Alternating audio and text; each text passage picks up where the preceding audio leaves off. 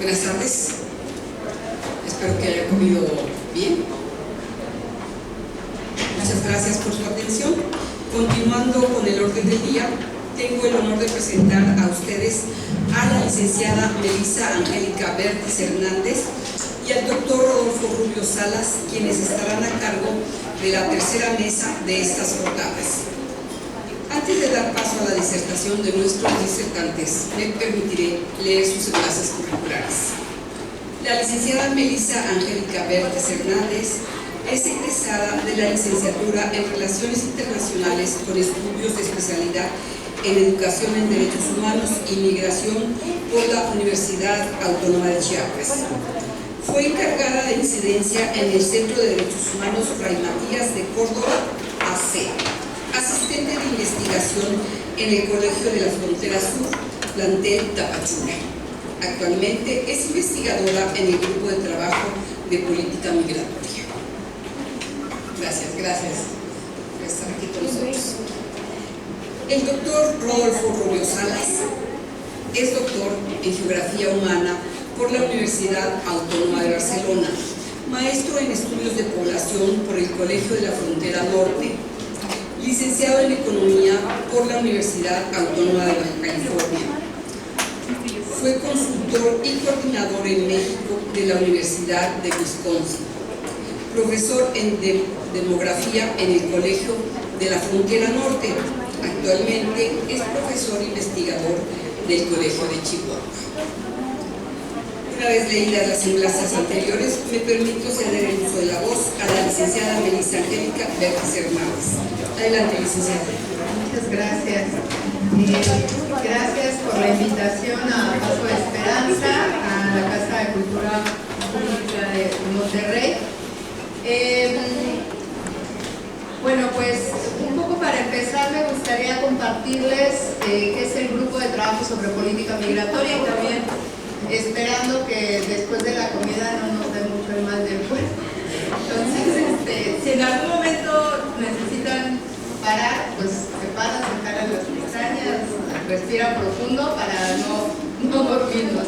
Entonces, el Grupo de Trabajo es una red de sociedad civil que desde el 2010 acompaña al Congreso de la Unión para impulsar una política migratoria y de asilo con una perspectiva de derechos humanos, género, interculturalidad, pero que también contemple un enfoque participativo y transparente. Los temas que tenemos en el grupo de trabajo están relacionados con los derechos que tienen las personas que están en tránsito y quienes están establecidas de manera temporal o permanente en México. Las áreas de trabajo que tenemos es la incidencia legislativa, la formación estratégica y también la comunicación estratégica, es decir, no hacemos incidencia de todo, ni información ni comunicación de todo, sino que estas tres áreas de trabajo, que somos tres personas, y son tres estrategias que tenemos en el grupo, lo hacemos de manera estratégica para llamar la atención de personas legisladoras, ¿no? Senadores, diputadas, inclusive pues también personas legisladoras a nivel local. Bueno, estas son algunas imágenes de visitas in situ que hicimos a Tabasco, Ciudad Juárez y Tapachula, bueno, Chiapas. Y ahí, bueno, un poco lo que intencionamos es que personas legisladoras nos acompañaran para que conozcan el contexto migratorio, porque muchas veces pues hacen un trabajo mayormente de oficina o de escritorio. Entonces, pues un poco incentivamos este tipo de acciones que les permitan estar más cerca de la realidad. Y también pues hacemos un monitoreo constante del quehacer legislativo, qué iniciativas se presentan, qué reformas, qué puntos de acuerdo, y a partir de ahí generamos una postura política. En cuanto a espacios de formación, lo mismo, es una capacitación que va dirigida principalmente, aunque no exclusivo, al Poder Legislativo para poder posicionar o seguir posicionando algunos temas de agenda política y de agenda legislativa que tenemos en el grupo. Y bueno, pues todas las acciones que llevamos a cabo pues también tienen un componente de comunicación estratégica. Algo que, pues algunas preocupaciones en torno a la política migratoria y de asilo en México. Creo que muchas ya se han hablado, pero creo que por el contexto no se tienen que obviar. Lo que decíamos hace ratito, de que en México hay una continuidad de los efectos de una política de externalización de Estados Unidos, ¿no? De la política de Estados Unidos, ya lo comentamos a un inicio del evento. Hay una vinculación entre el tema de migración y seguridad nacional y seguridad pública, y ejemplo de ello es que hay un acuerdo por el que se determina el Instituto Nacional de Migración como entidad de seguridad nacional, pero también, pues con la aprobación de la ley de la Guardia Nacional, se confirma la participación de personas militares del Ejército y de la Marina en acciones de control migratorio. La militarización de las labores de control y verificación migratoria, bueno, pues lo podemos ver en estas acciones que llevan a cabo en revisión y rescate, y pongo rescate entre comillas porque en realidad es un eufemismo, que están deteniendo a las personas, las están privando de libertad en estaciones migratorias. Pero también la militarización la vemos en fotografías como esta, a lo mejor no se logra ver muy bien, pero esta fotografía es de la estación migratoria siglo XXI en Tapachula, en donde se estableció, bueno, el operativo un agrupamiento equipado de atención a migrantes irregulares. En realidad, si le hacemos suma a esta fotografía, vamos a ver puros militares, pura gente de la Guardia Nacional, y no necesariamente a gente de la Procuraduría de Protección o a las entidades que tienen la responsabilidad de detectar, por ejemplo, a personas migrantes en mayores condiciones de vulnerabilidad o personas sujetas de protección internacional.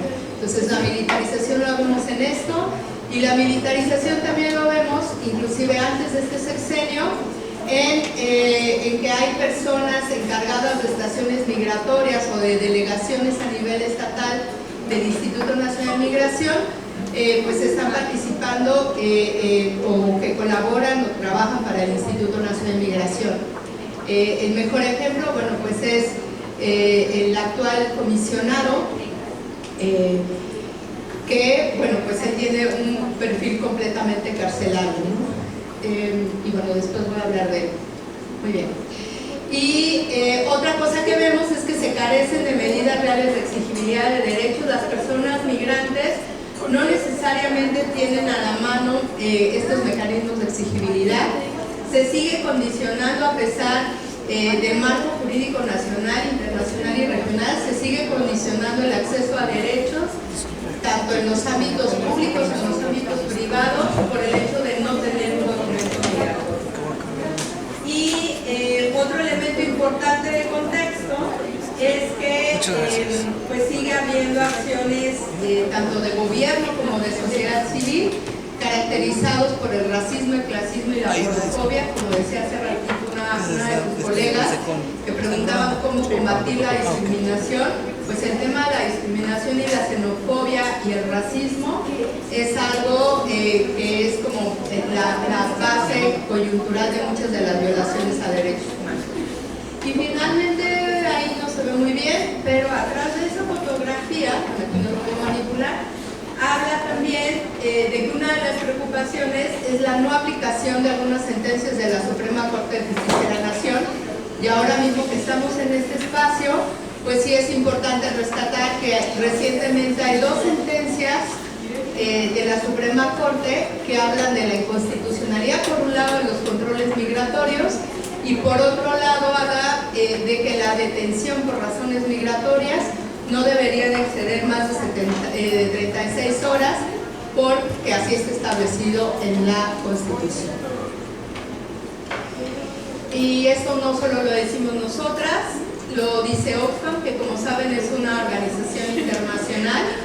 El último informe, y si quieren lo pueden bajar de internet, se llama El Muro Mexicano, en donde justo habla de la percepción sobre la migración en México, y ahí, bueno, yo rescaté una frase que dice: la representación criminalizada y deshumanizada de las personas migrantes coexiste en escenarios y el rebase del gobierno para hacer frente a ello. Entonces es importante rescatar esta frase, porque también coincido con la doctora de que no se debe de hablar de una crisis migratoria, es una crisis de Estado, es una crisis institucional que no están teniendo la capacidad de garantizar, proteger y respetar los derechos de las personas en contextos de movilidad. Nosotras como grupo tenemos una agenda política y una agenda legislativa. La agenda política es, digamos, en términos un poco caricaturescos, es el faro hacia donde creemos que la política migratoria tiene que llegar, ¿no? Y la agenda legislativa somos pues muchas organizaciones, academia, personas que están preocupadas por el tema migratorio y que vamos en remos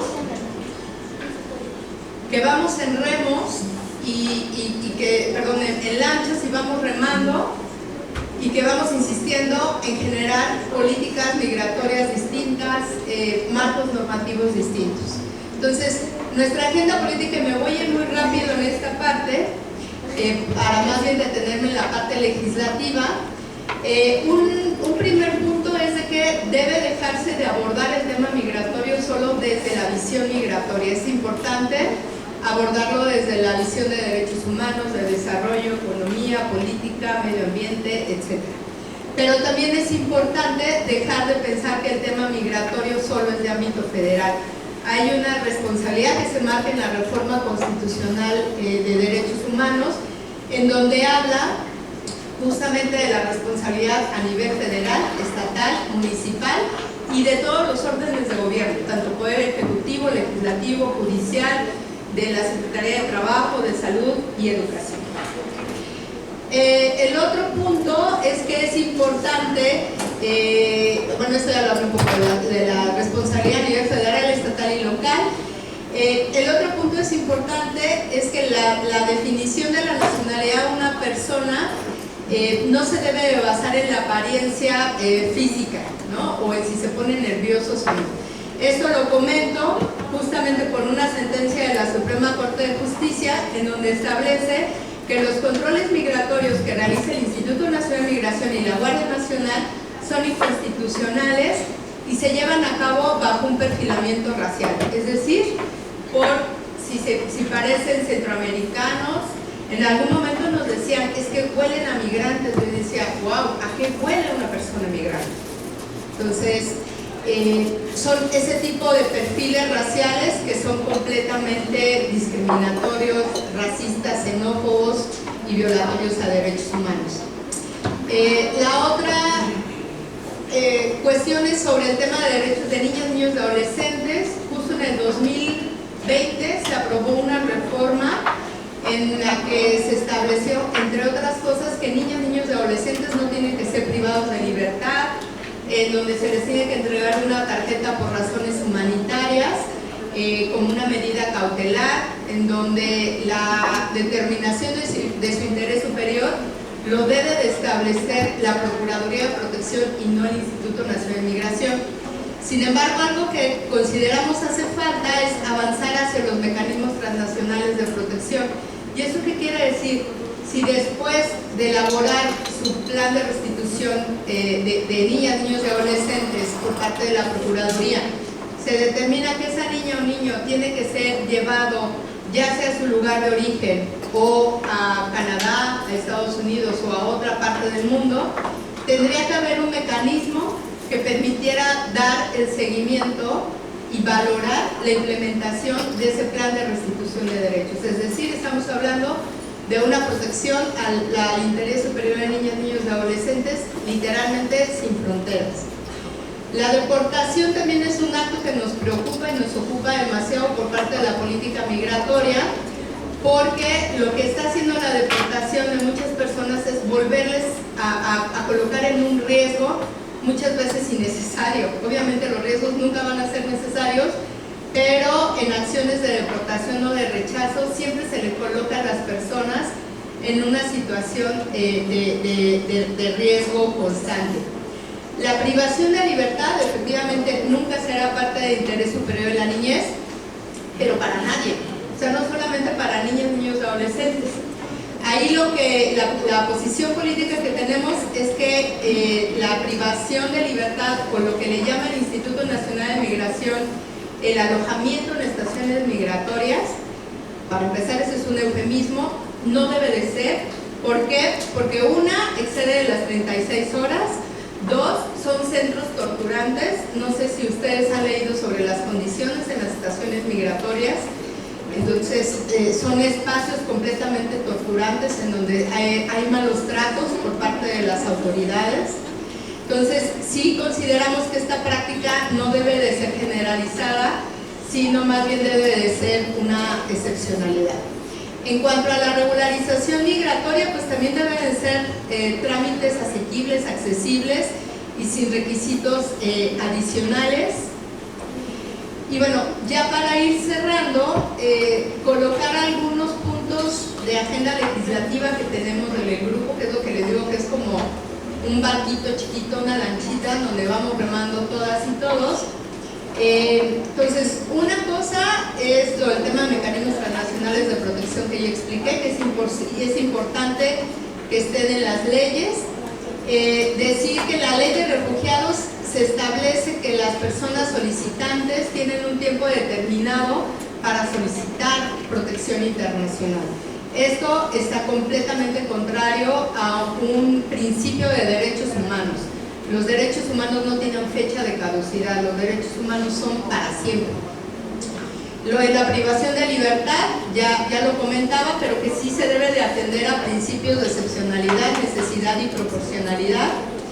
Se deben de homologar los marcos normativos y políticas públicas para garantizar el acceso de todos los derechos. O sea, sé que acá en Nuevo León se ha planteado algunas reformas, algunas propuestas de legislación, pero también se han reformado códigos o se han reformado otras leyes que no necesariamente son las de migración. Entonces, eso está muy bien. Sin embargo, sí es importante seguir apostando e insistiendo a una ley en temas de migración, de movilidad. La corresponsabilidad de las entidades no solo debe de ser a favor o auxiliares al Instituto Nacional de Migración, sino que tendrían que actuar de manera independiente y autónoma. Un ejemplo de ello, por ejemplo, es a partir de la reforma que les platicaba sobre niñez, algunas estaciones migratorias hicieron una extensión para que estuvieran las niñas, los niños y adolescentes. Al final eso es privación de libertad.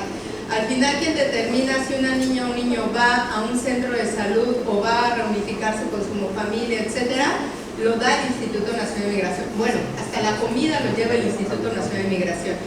Eso no debe de existir, o sea, no deben de estar las autoridades de otros ámbitos auxiliando al Instituto Nacional de Migración.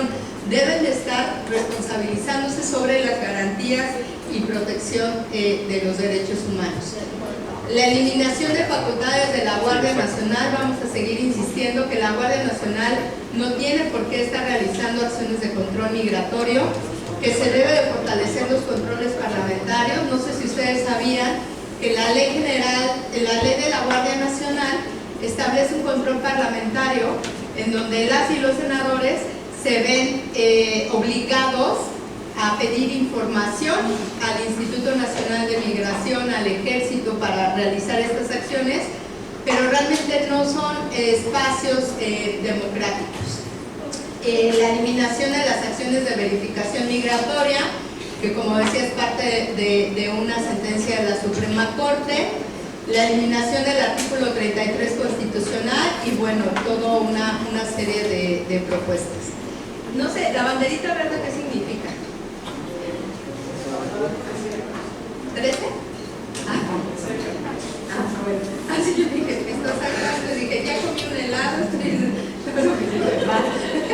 gracias. No, sí, gracias, tú me sacando así, no te preocupes.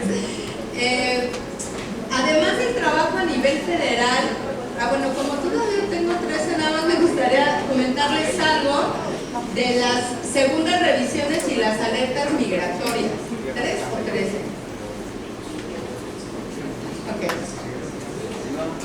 muy bien. En México, cuando una persona llega al territorio mexicano vía aeropuerto, resulta que puede pasar a una segunda revisión por parte del Instituto Nacional de Migración. Estas acciones han sido documentadas por varias organizaciones, inclusive por el Poder Legislativo, en donde prácticamente se les está llevando a las personas algo que le llamamos la burbuja, porque nadie puede ver ni entrar qué está pasando ahí, ¿no? Y ahí, bueno, pues son espacios en los que Migración ha dicho, pues no son estaciones migratorias, no son estaciones migratorias, pero tienen detenidas ahí a las personas.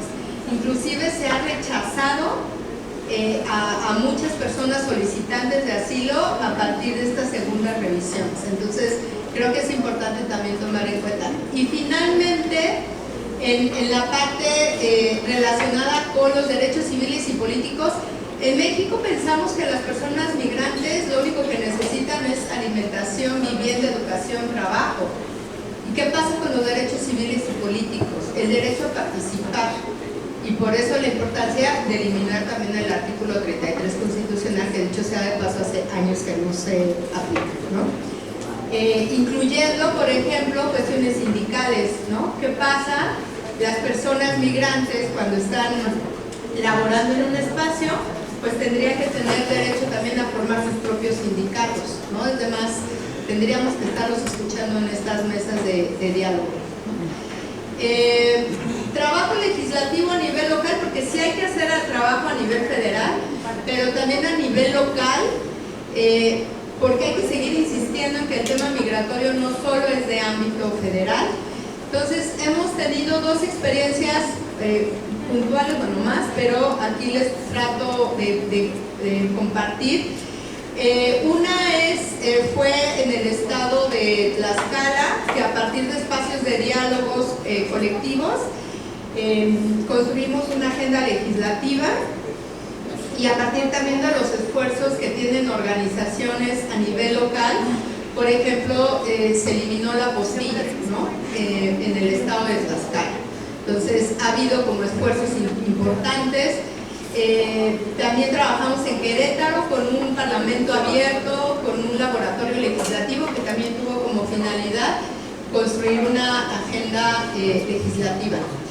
Y bueno, en este sentido, mencionarles que algo que como experiencia me gustaría compartirles, por si sirve para el trabajo que tienen ustedes, o bueno, algunas organizaciones de algunos actores a nivel local, algunos elementos que hay que tomar en cuenta y que hay que seguir insistiendo. Esto de romper el mito de que el tema migratorio y de asilo es de ámbito exclusivamente federal, tener un abordaje multidisciplinario, no intentar homologar las distintas poblaciones, es decir, no decir, bueno, con decir migrantes ya estamos hablando de todos. No, esto es un gran error, porque dentro de los flujos migratorios hay características y necesidades particulares, pero sobre todo se tiene que anteponer también el enfoque interseccional.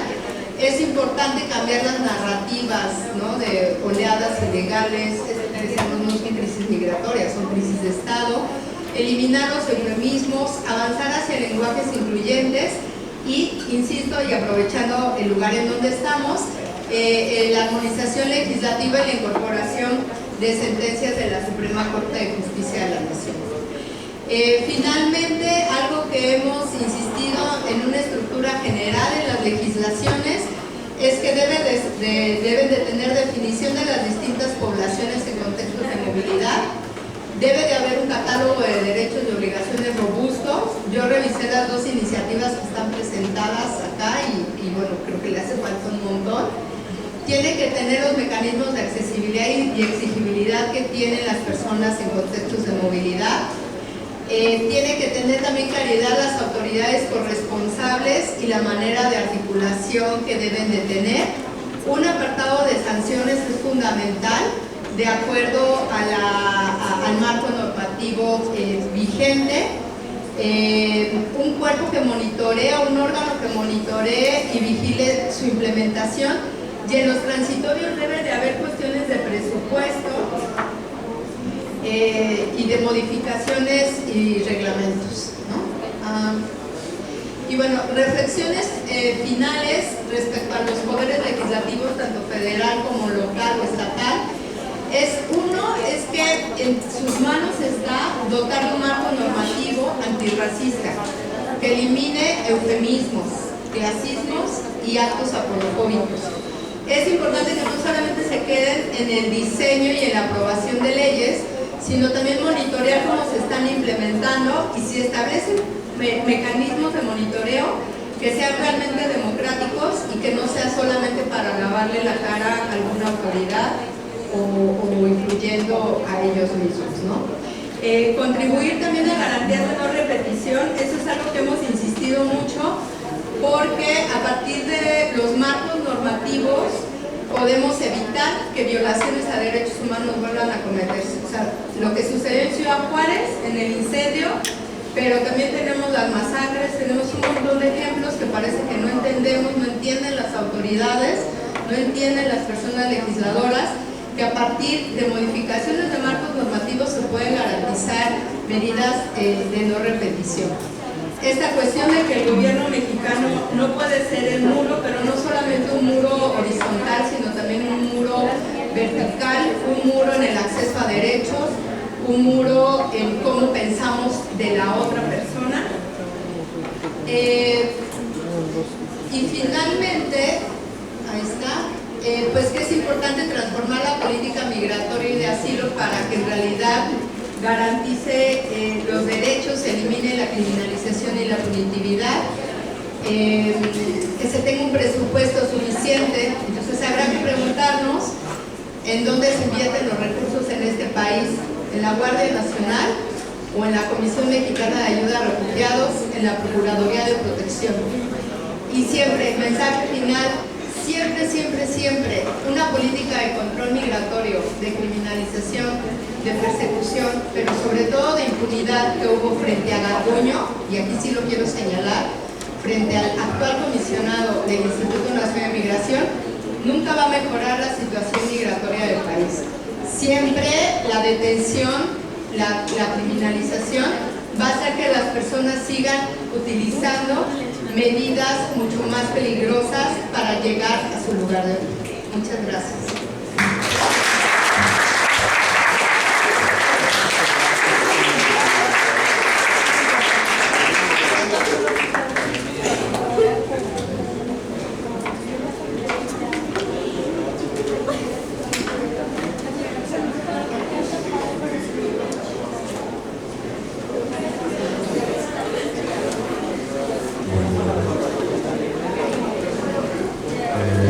Bien, buenas tardes, un gusto estar con ustedes de nuevo. Quiero en principio agradecer pues, la invitación que nos hacen cada año y que se está convirtiendo ya en una especie de tradición, especialmente a Finé, a Francisco, a Alejandro, Juan Carlos, que hacen posible que estemos aquí.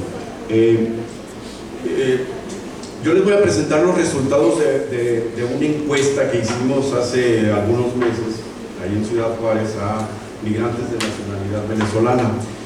Pero antes de presentar los resultados quiero hacer como 3 o 4 comentarios que me parecen importantes. El primero, yo estoy presentando aquí unos resultados que en realidad son producto de un trabajo colegiado de un grupo de investigadores pues, que venimos de Ciudad Juárez y que hemos estado pues, trabajando en el análisis de esta coyuntura ya alargada de esta etapa, digamos, de la migración en la frontera entre México y Estados Unidos. Entonces los resultados aquí no los presento, pero en realidad son de nosotros, ¿no? Pertenecemos a esas 4 instituciones que están ahí.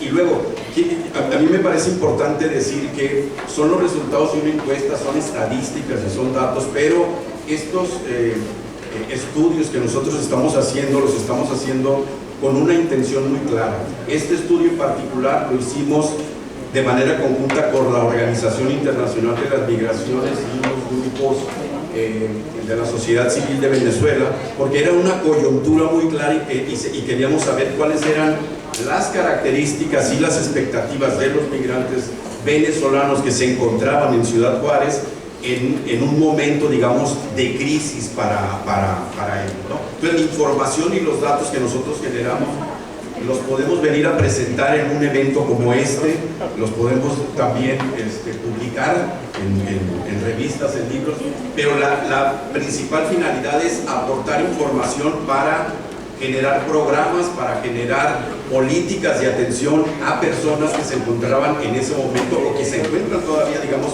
en una situación, digamos, difícil, ¿no? Si la queremos llamar así. Entonces, esa es parte, digamos, de lo que nosotros hacemos y que creemos que pues, en los últimos años lo hemos estado haciendo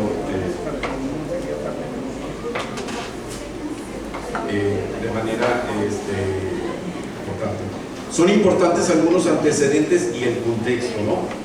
De 2018 y hasta quizá mediados de 2022, la migración venezolana, al menos presente aquí en México, no había tenido, digamos, relevancia. Sí los habíamos encontrado en las encuestas, pero no eran, digamos, los más importantes, como se mencionaba en la mañana, de repente personas de Cuba, de Honduras, de Ecuador, de Haití, pero los venezolanos aparecen hacia el final, a pesar de que, digamos, la salida de personas migrantes de Venezuela, pues lleva ya algunos años y unos cuantos millones de personas ya repartidos por varios lugares del mundo, ¿no? Entonces, una cosa que nosotros identificamos es que se abrió una ruta muy clara, ¿sí?, de llegada, digamos, a través de Ciudad Juárez, de entrada hacia El Paso y evidentemente ya hacia distintos puntos de Estados Unidos. Desde nuestro punto de vista y de acuerdo a ciertas estadísticas, pues creemos que esa era la ruta más clara, más importante y que abarcaba más personas de esta nacionalidad, y creo que lo sigue abarcando hasta este momento, ¿no? Sucede, digamos, algo muy interesante a mediados de 2022, que Estados Unidos crea un programa de ingreso regular de personas de Venezuela, particularmente por un punto que ahorita vamos a ver ahí en Ciudad Juárez, ¿no? Les otorgan permisos de internación temporal, visas humanitarias, como, digamos, un mecanismo quizá para no formalizar esos procesos de solicitud de asilo. Eso evidentemente, con el conocimiento que ya tenemos, pues genera lo que se llama un efecto llamada, es decir, están llegando esas personas a la ciudad, son recibidos por la autoridad migratoria estadounidense y entran directamente al territorio estadounidense, ¿no? Eso que genera este efecto llamada, que hace que el flujo crezca de manera, digamos, casi instantánea y involucre pues a miles de personas haciendo el viaje desde Venezuela hasta la frontera y particularmente, digamos, y aquí viene el punto importante, ¿no? La encuesta la hacemos justo cuando este programa, las autoridades de Estados Unidos deciden que ya no va a funcionar y crean este programa que se llama Parol Humanitario, que implica pues cumplir ciertos requisitos y que en apariencia pues bajo este esquema se reciben personas ahora por razones humanitarias urgentes y con un beneficio público significativo, como si pareciera que los que estaban recibiendo antes no tuvieran, digamos, la misma condición. Entonces nosotros hacemos la encuesta justo en este momento porque creemos, digamos, que genera problemáticas para quienes estaban ya, digamos, en la frontera, para quienes venían en camino y que para quienes potencialmente pudieran estar saliendo de Venezuela. Perdón, no lo estoy viendo acá. Este es el punto que les decía, donde las autoridades primero estaban recibiendo a esos migrantes y donde después pues instala este campamento de aquellos que ya no pudieron, digamos, pasar, ¿no? Y se quedan, digamos, un poco atrapados, digamos, allí en Ciudad Juárez. Eso que se ve allá al fondo pues es donde los recibían inicialmente y donde también pues, muchos de ellos se entregaban una vez que ese famoso programa se terminó. Digamos, es otra. Entonces, ¿qué tomamos nosotros aquí en cuenta? Pues quisimos aplicar la mayor cantidad de cuestionarios posibles de tal manera de que nuestra información pudiera ser lo más fiable, ¿sí?, sin hacer una muestra ni nada de este tipo de cosas, de tal manera que en 3 fechas calendario pudimos hacer una especie como de barrido y entrevistar a todas las personas que estaban ahí, que no todos los que estaban, digamos, en ese campamento eran necesariamente venezolanos, pero sí en su mayoría estaban instalados pues en ese campamento, ¿no? ¿Qué fue lo que identificamos? Pues pudimos hacer, como les decía, estos 366 cuestionarios, un poco hacer algunas preguntas indirectas de si los acompañaban o no otras personas, porque en este proceso de caracterización pues es muy importante identificar no solamente a quienes estamos entrevistando, sino quienes nos acompañan, particularmente desde el hecho de que estamos hablando de que al menos desde 2018, con lo que una de las características de este flujo migratorio es migrar, desplazarse en grupos familiares, ¿no? O en compañía de personas. ¿Cuáles fueron algunos de los resultados importantes que identificamos? Por ejemplo, en términos de género y de grupos de edad, identificamos, por ejemplo, que en el caso de los de nacionalidad venezolana, el 70% eran hombres, ¿no? Esto tiene una diferencia importante con los otros flujos que hemos estudiado, porque los otros flujos son más o menos, tienen una paridad, o sea, son 50% hombres, 50% mujeres. Aquí, una parte, digamos, muy particular de este flujo es que son jóvenes, solteros, hombres, ¿no? Como parte, digamos, primordial del flujo. La gran mayoría tiene entre 25 y 34 años, como pueden ver ahí, al menos de los que entrevistamos, son muy pocas las personas mayores, que también es, ¿sí? También que es una característica del flujo. Y luego, en términos de acompañantes, no los podemos entrevistar a los menores de edad, pero sí como parte del flujo, más o menos el 20% eran menores de 18 años, ¿no? Lo cual también es una característica que se aleja de otros flujos que hemos identificado, por ejemplo de Centroamérica o de otros lugares donde sí los menores, las menores y los menores de edad representan entre una tercera parte y a veces hasta el 40% del total del grupo, ¿no? Entonces aquí los menores son menos, digamos que en otras nacionalidades. ¿Cómo llevaron a cabo el viaje? La mayoría, como les decíamos, viajan acompañados o en grupos familiares, aunque esos jóvenes solteros, hombres, pues, son particularmente los que viajan solos. ¿En qué etapa del proyecto, del trayecto se encuentran? Al menos los que entrevistamos ahí, como ven ahí, una cuarta parte ya habían sido, o ya habían intentado, se habían entregado a la autoridad, digamos, de Estados Unidos, ¿no? El otro 75% estaba en tránsito a Estados Unidos, pero ese 25% pues tiene unas características importantes. Ya había sido expulsado, como se decía en la mañana, no solamente una vez, sino incluso varias veces, ¿no? Por ejemplo, algo interesante que yo pude ver en un par de ocasiones que estábamos haciendo el trabajo de campo es esta, digamos, pregunta que nos estamos haciendo desde hace mucho tiempo: ¿qué elementos toman en cuenta las autoridades de Estados Unidos para determinar a quién le dan la visa humanitaria o el permiso temporal y a quiénes no? Esto es importante porque casi todas estas personas que se entregan con esa idea, ¿no? de que sean, digamos, de alguna manera recibidos bajo el amparo de estos dos elementos. Y recuerdo una vez que estábamos ahí que una persona, un venezolano, les habló y les dijo que ya estaba en el centro del paso, que ya lo habían dejado entrar y que ya tenía, digamos, ese permiso temporal. Pero ahí estaban dos personas que lo habían acompañado a esta otra persona, ¿no? Y a esos dos ya los habían regresado, pero el otro estaba allá. Y entonces se preguntaban, ¿qué características yo no cumplí? ¿O qué elementos yo no cumplí para que no me permitieran a mí entrar? ¿Y por qué a la otra persona sí? ¿No?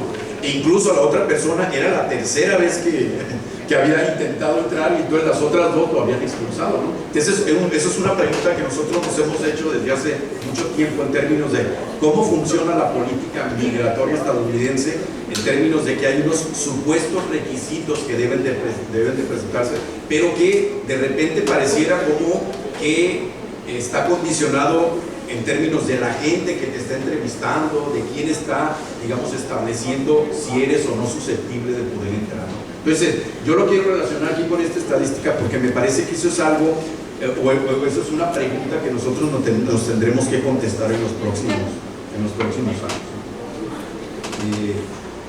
Sobre las razones por las que salieron de Venezuela, aquí hay otra característica que se diferencia de los otros grupos que hemos estudiado, porque aparecen las características económicas como la principal causa. ¿Qué pasa con los otros flujos, sobre todo de Centroamérica? Pues que lo que nos está pareciendo a nosotros es que más o menos un 65% se está moviendo por violencia e inseguridad, ¿no? Comparado con las personas de Venezuela, donde también aquí pues la violencia abarca casi como una cuarta parte también del total. Pero aquí la principal es, la razón es económica, ¿no? Ellos dicen que no hay trabajo y que si hay trabajo pues lo que reciben es muy poco como para poder sobrevivir. Pero también este elemento, ¿no? De que no es solamente, una sola razón, ¿no? Sino que lo que se identifica aquí es que son varias razones por las que la gente está saliendo. Ya no la podemos, digamos, como categorizar en un elemento nada más, sino tratar de profundizar en esa situación, ¿no? ¿Cuáles son los países de procedencia? Ustedes ven ahí que el 20% de esos de nacionalidad venezolana ya habían llegado de otros países, ¿no? Entonces, ¿cuáles son los dos principales países de los que habían llegado en este caso? Pues es Colombia y Ecuador, ¿no? O sea, ya estaban ahí, incluso Argentina aparece como un punto del que habían llegado a Ciudad Juárez ya directamente, ¿no? Entonces, algunos ya llevaban incluso años viviendo en alguno de estos sitios, pero que a partir de ese programa que se crea, pues para ellos también es una expectativa de poder entrar a Estados Unidos. Y luego, lo que nosotros queríamos identificar y que era lo más importante para la generación de programas y que debería de hacer, en este caso, la Organización Internacional de las Migraciones o las otras organizaciones de Venezuela y de Colombia, es si tenía conocimiento de las nuevas disposiciones de la política migratoria de Estados Unidos bajo ese esquema de paro. Entonces ven ustedes ahí que solamente la mitad de quienes entrevistamos dijeron que sí conocían de qué se trataba, particularmente los 3 o 4 elementos principales, ¿no? Que tenían que llenar una app vía que se llama CBP One. Tenían que tener una especie, digamos, como patrocinador en Estados Unidos que les pudiera avalar, digamos, la entrada, que tenían que entrar vía aérea, ya no era, digamos, caminando o a pie, y que pues deberían de cumplir ciertos requisitos como para justificar para qué otorgarles. Entonces, por ejemplo, una de las cosas que se hizo fue pues tratar de darles una mayor información, al menos a esa mitad de personas que tenía un conocimiento muy escaso o que simplemente desconocía de qué se trataba esa nueva posibilidad o ese nuevo programa, ¿no? De cómo valoran esas nuevas disposiciones. Pues la mayoría, como ustedes ven, el 70% dijeron desfavorables. No les voy a decir aquí las palabras que utilizaban para referirse al gobierno de Estados Unidos porque eran, eran muy de Venezuela, ¿no? Pero digamos un poco, ¿qué hicieron estos desgraciados, ¿no? Que nos acabaron con nosotros en el camino, ¿no? Y a pesar, digamos, de esas condiciones o lo desfavorable de esa condición, pues la intención del viaje no terminaba. Ustedes ven ahí cómo la mayoría dice pues, que va a seguir con el viaje a Estados Unidos en ese famoso sueño americano que no se quita, digamos, de encima. Es decir, ¿ha cambiado su intención de viaje? No. Yo pretendo entrar a Estados Unidos y lo haré pues, por el mecanismo que sea posible. Y luego esta pregunta que es muy importante bajo ese esquema, ¿no? ¿Tiene un patrocinador en Estados Unidos? El 60% dijo que sí. Y otro, digamos, 40% dijo que no sabía o no, o simplemente no lo tenía, ¿no? Pero aquí hay un rasgo muy importante. Hay algunos que dijeron que tenían patrocinador en Estados Unidos, que ya le habían hecho llegar la solicitud, pero que ese patrocinador todavía no contestaba, ¿no? Lo cual generaba, digamos, una especie como de incertidumbre, porque en apariencia sí va a ser mi patrocinador, pero todavía no me da el aval o no le ha contestado al gobierno de Estados Unidos de que está dispuesto para recibir a esa persona. Entonces, sí lo tenían, pero no lo tenían así como que muy claro en términos de si realmente ese patrocinador va a ser posible que yo pueda entrar a Estados Unidos. Y luego, con respecto, digamos, a qué harían en caso de pues, no poder entrar a Estados Unidos bajo el esquema que sea o no poder aplicar al proceso de asilo, pues aquí ustedes ven, digamos, una amalgama de respuestas que lo que genera es una tremenda incertidumbre, ¿no? Continuar con la solicitud de asilo más o menos un 28%, quedarse en México un 21%, porque para ellos, digamos, la posibilidad de regresar era más o menos imposible. Otro 18% dijo que no tenía claro qué hacer, o sea que era algo de lo que recién se había enterado, que por lo tanto pues no tenía una expectativa de qué haría. Otro 17% que está marcado acá de naranja es intentarían cruzar Estados Unidos de manera irregular como mecanismo para seguir ese sueño. Muy pocos, ven ahí 8% más o menos, regresar a Venezuela, ¿sí? Que sí hubo algunos que regresaron y que incluso esa fue la información que se le proporcionó a la OIM para poder generar pues, algún mecanismo para que esas personas pudieran regresar. Y luego otros ir a otro país, que era básicamente regresar al país del que habían salido, ¿no? O sea, ya sea Colombia, Ecuador o Argentina, que era donde habían dejado algunos de sus familiares.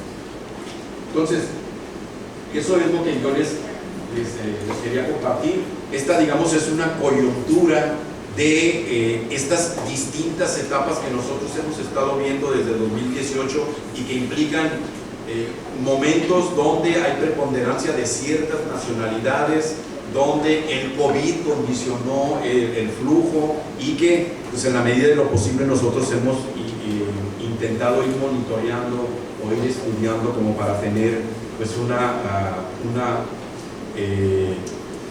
como diríamos, una foto lo más amplia posible de cómo se ha ido comportando el fenómeno. Muchas gracias.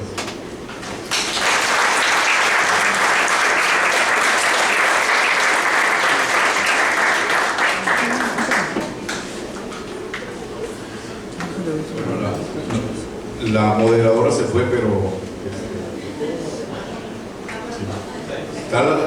todas las preguntas se las pueden hacer a esta.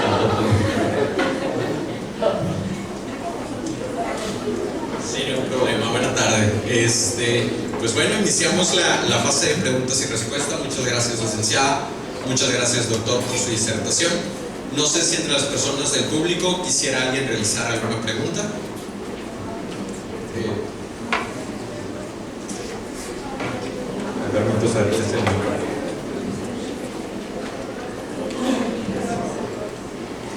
Bueno, yo tengo una duda.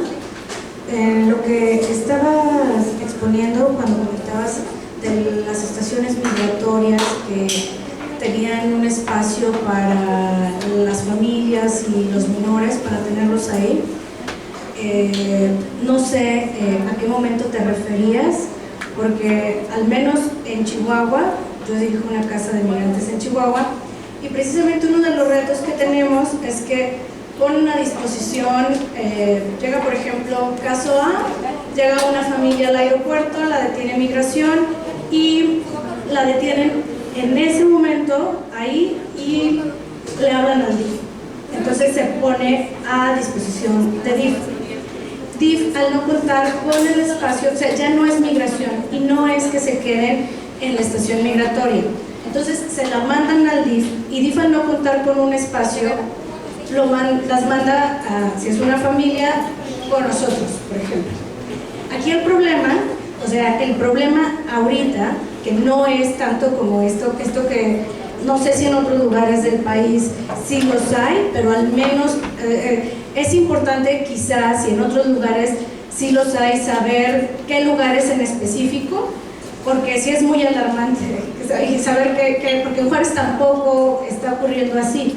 Las casas les mandan a las familias y ha habido incidentes, o sea, ha habido, por ejemplo, casas como nuestra casa hermana de Juárez que ha recibido menores precisamente porque no los pueden tener en la estación migratoria. Entonces el problema es que llegan un viernes a las 3 de la tarde, ojo estudiantes, para los que se van a ir a la burocracia, que ojalá muchos lo hagan y lo hagan bien, para que vean que no es lo que no deben de hacer. Llega la familia a las 4 de la tarde, está ya bajo la guardia del DIF el viernes, nos la dejan a nosotros, entonces están con nosotros viernes, sábado, domingo. El lunes llegan otras 2 familias y nos las vuelve a llevar el DIF. Entonces, oye, vamos a venir mañana a entrevistarlas. También van a venir a entrevistar a las del viernes. No sabíamos porque llegaron con la guardia. El problema es que ya pasaron 4 días. De Ciudad Juárez, bueno, de Chihuahua a Juárez, por persona le cobran los coyotes 30,000 pesos a las personas en tránsito. Entonces el DIF tendría que levantar un expediente para llevarlo a migración. Una vez que se lleva a migración, migración tiene que dar el permiso ya oficial por los 30 días, que es lo que nos decían ahora el nuevo titular de la oficina en el estado, por así decirlo, y el que está en Chihuahua. Entonces dice, nosotros no tenemos problema. Uno de nuestros acuerdos fue que tienen que trabajar, aunque sean, si las casas de migrantes, que no tenemos un frijol, un peso, que no nos autonombramos, vamos a decirles cómo hacer las cosas. Simplemente estamos respondiendo a una urgencia humanitaria. Entonces tienen que hacer los expedientes y dar celeridad, 36 horas máximo. Pero a mí me hace mucho ruido esto de dónde están, o sea, en qué estaciones. Yo quisiera saber si tú me puedes compartir qué estaciones tienen esa parte, porque por ejemplo nosotros tenemos ahora el encuentro Tex-Mex la próxima semana y van a estar ahí todos los obispos de la frontera sur con Estados Unidos y frontera norte. Entonces se van a llevar muchos acuerdos y se va a mandar una carta de estos señores obispos al presidente.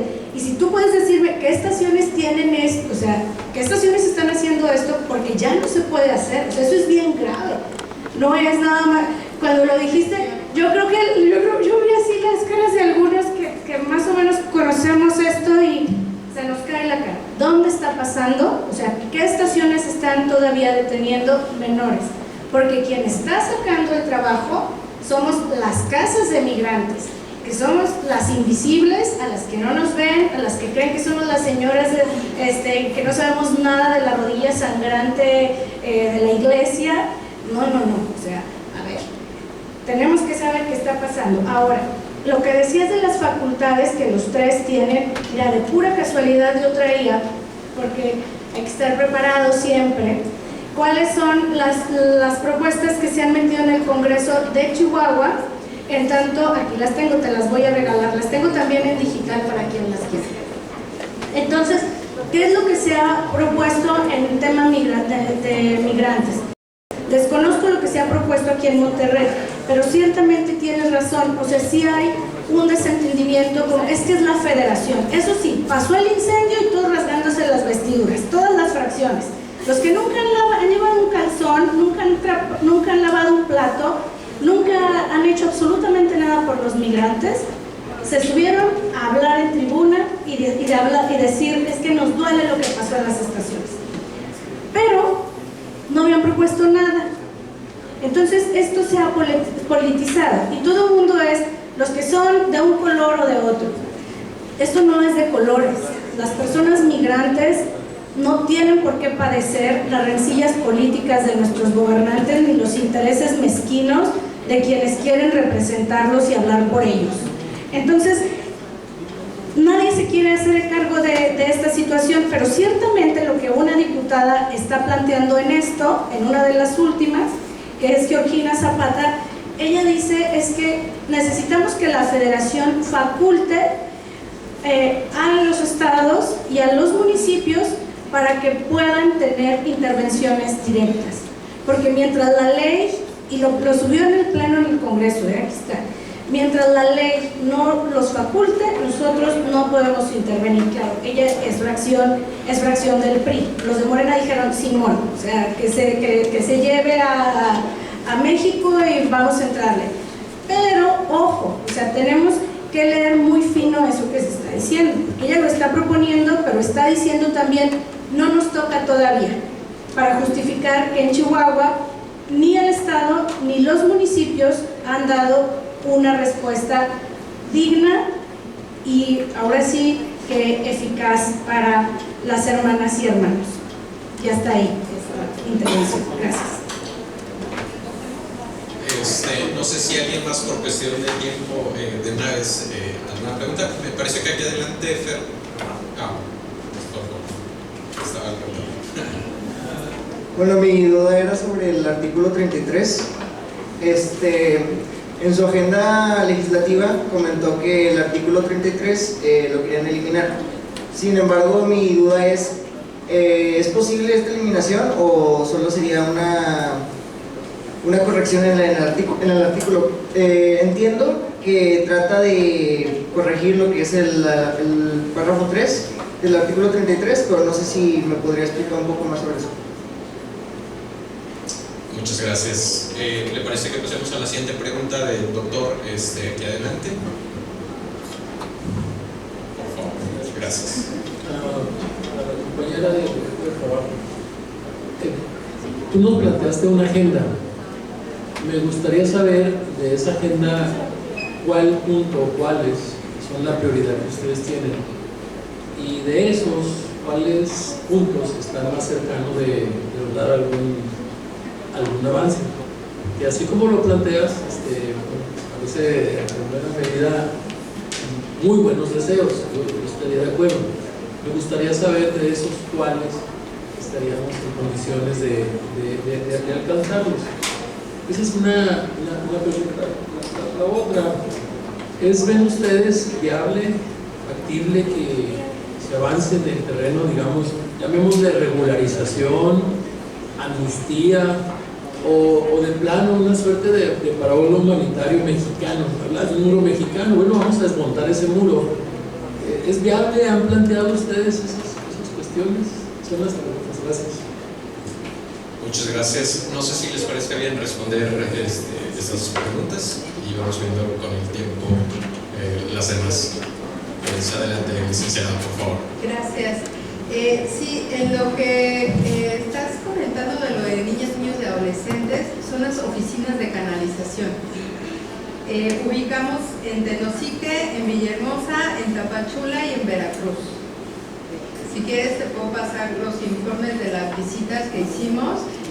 Y lo que hace Migración, efectivamente ya no las tiene en la estación migratoria, pero literalmente, por ejemplo, en Tapachula colocaron de estas carpas blancas y ahí están las niñas y los niños justamente esperando a que llegue el DIF o que llegue alguien, la Procuraduría en este caso, para poder dar seguimiento al procedimiento administrativo, el procedimiento de interés superior de la niñez, ¿no?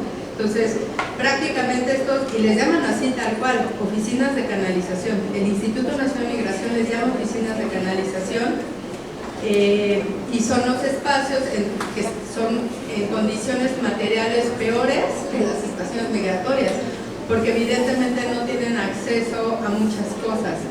En el caso, por ejemplo, de Tenosique, está la oficina de representación del Instituto Nacional de Migración, que antes era la estación migratoria, pero con un incendio justamente que también hubo en esa estación migratoria, se cerró. Ahora es una oficina de representación. Al ladito está una oficina de canalización, supuestamente manejada por el DIF, pero quienes les llevan la comida es el Instituto Nacional de Migración. Quienes autorizan los traslados de niñas, niños y adolescentes sigue siendo el Instituto Nacional de Migración. Entonces, así como esos, hay varios ejemplos. pues dije, no en todos, en algunos estados, bueno, ni siquiera en todos los estados, en algunas regiones sí se está dando muchísimo pues esa práctica. Evidentemente esto habla de lo que les decía, en dónde está invirtiendo los recursos el Estado, el gobierno mexicano. En realidad debería estar promoviendo, por ejemplo, el Congreso de la Unión, un presupuesto suficiente para fortalecer el sistema de protección, por ejemplo, de niñas, niños y adolescentes, para que todas las niñas, niños y adolescentes que pisen territorio mexicano tendrían que estar siendo identificados y tendrían que estar siendo llevados a centros de DIF, por ejemplo, ¿no? Y que a lo mejor justo los albergues, las casas, pues a lo mejor coadyuven, pero no que tengan la responsabilidad completa de tener a niñas, niños, adolescentes, porque como tú dices, quienes terminan haciendo el trabajo son ustedes, cuando la responsabilidad es de las autoridades. Entonces, sí se está lavando completamente las manos las autoridades, pero con mucho gusto te paso la información. En cuanto al 33 constitucional, el 33 constitucional se reformó cuando fue la reforma constitucional en materia de derechos humanos, y en donde justamente aperturó o identificó que en este 33 constitucional se tendría que establecer el derecho de audiencia, ¿no? Al final, este 33 constitucional, si ustedes revisan algunas reformas legislativas, cuando justo se habla de limitación de derechos, sobre todo relacionados con los derechos civiles y políticos, ese derecho es el que se argumenta. Ese derecho no se ha implementado. Políticamente se intentó usar, no sé si recuerdan un suceso en Atenco, en el Estado de México, en donde mujeres de nacionalidad, si no mal recuerdo, española y una argentina, fueron violentadas sexualmente por el ejército, por la Policía Federal, y se intentó decir que justamente se había aplicado el 33 constitucional porque eran mujeres que se estaban involucrando en la vida política, ¿no? Entonces, en eso sí lo que pedimos es derogación, porque si el argumento de muchas instancias es, bueno, pues ya no se está utilizando, pues como para qué se tiene un artículo que no se está utilizando y que se puede utilizar pues de una manera política, inclusive en una narrativa pues bastante discriminatoria. ¿Cuáles son los tres temas que pueden ser avances o que pudieran haber avances? A ver, una cosa es lo que sea para nosotros prioritario, y para nosotros prioritario tiene que ser la eliminación de los controles migratorios, atendiendo a la sentencia de la Suprema Corte. Otro que tendría que ser prioritario, o que tiene que ser prioritario, es la reducción del tiempo que tienen las personas que están en la estación migratoria. También es parte de una sentencia de la Suprema Corte, en donde dice que más allá de 36 horas no tiene que estar, y si rebasa las 36 horas tiene que ponerse en libertad a la persona migrante e invitarle a continuar su procedimiento administrativo migratorio en libertad, ojo, para adultos, no para mayores de 18 años. Entonces yo colocaría, digamos, como esas viables. No creo que sean viables. ¿Por qué? Justo lo que hablábamos en la mañana del tema de la externalización de las fronteras. Muchas organizaciones recibimos llamadas del gobierno de Estados Unidos justamente cuando se empezó a hablar en el Congreso de la Unión de la eliminación de los controles migratorios, porque al final también es un instrumento que el gobierno mexicano está implementando de cara a muchas de las negociaciones que se tienen en Estados Unidos, ¿no? Entonces, lo que quisiéramos y lo que para nosotros tendría que ser prioritario, pues tendría que ser estas dos cosas. Y finalmente la regularización, algo que tenemos en la agenda legislativa es que justo en la ley de migración se debería de aperturar las causales que tienen las personas para obtener un documento migratorio, que no solamente sea que tiene que tener un vínculo familiar, hijos, esposo o que una oferta de trabajo, sino inclusive tomar en cuenta el arraigo, pero no el arraigo penal, pues, sino un tiempo determinado que tenga la persona en México, no sé, 10 años, por poner un ejemplo, automáticamente tendría que tener un documento migratorio, pero además no se le tendría que cobrar. O sea, si ahorita ven las cuotas que tiene el Instituto Nacional de Migración, una permanente, creo que está saliendo en $11,000 11,000 pesos. Yo no sé quién de aquí tiene ahorita en este momento para pagar 11,000 pesos. Y si es un núcleo familiar, pues no, o sea, no, es completamente inaccesible, ¿no? Entonces, sí hay acción, o sea, sí estamos promoviendo que se realicen modificaciones a la ley de migración para incentivar la regularización migratoria y que sea una política pues más de integración, de inclusión y no tanto una política represiva y de criminalización hacia las personas. Doctor, no sé si tengo algún comentario. Sí, claro, ya sería la última participación. Por favor. Para evitar los rezagos y los tiempos de trámite, ¿se pudiera pensar en afirmativa finta? Sí, y se tendría que pensar, por ejemplo, Comar que tiene, o sea, los plazos, híjole, creo que desde el sismo del 2017, ¿no? Y después se nos vino la pandemia, entonces seguimos, imagínense, con todo el rezago desde el 2017 que tiene Comar. Y por ejemplo, ahí lo que insistimos es que a nivel de presupuesto de egresos de la Federación, el Congreso debería de apostar a fortalecer estas entidades como la Comar, como la Procuraduría de Protección, porque entendemos y sabemos, y por aquí creo que andaba alguien de OIM y ACNUR, no me acuerdo si era ACNUR, creo que no, pero gran parte del presupuesto que tiene Comar está dado por el ACNUR. Entonces nuestra postura es, a ver, todo cooperación para el desarrollo, cooperación internacional es importante, es fundamental, pero va a llegar a ser insuficiente en algún momento si no se cambian las estructuras, si no se fortalecen las instituciones. Va a llegar una lamentable Ucrania, va a llegar otro tipo de emergencias en donde ACNUR va a tener que reducir presupuesto y no quiero saber qué va a ocurrir en México si ACNUR en algún momento decide retirarse. Y no solo para el gobierno, sino también para las organizaciones de sociedad civil.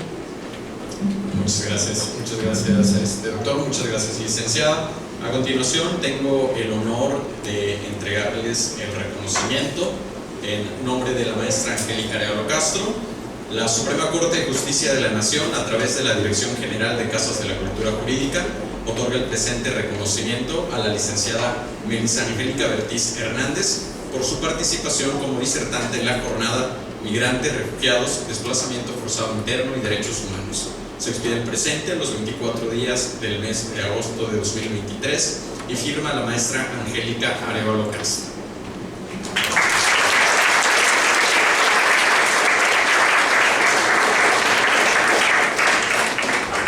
En los mismos términos, tengo el honor de entregar el reconocimiento al doctor Rodolfo Rubio Salas por su participación como disertante en la jornada Migrantes, Refugiados, Desplazamiento Forzado Interno y Derechos Humanos en la fecha del día de hoy, y firma igualmente la maestra Angélica Arevalo Castro.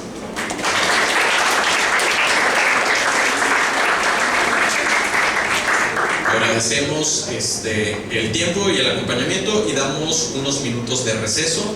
Nos vemos en unos minutos para continuar con la siguiente mesa. Muchas gracias.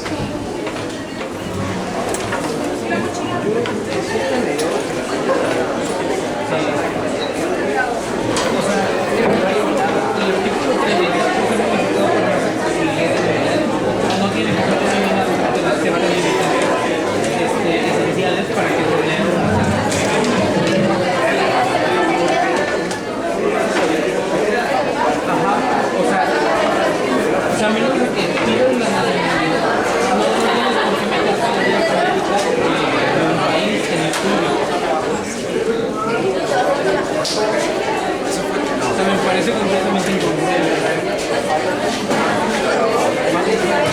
Ajá.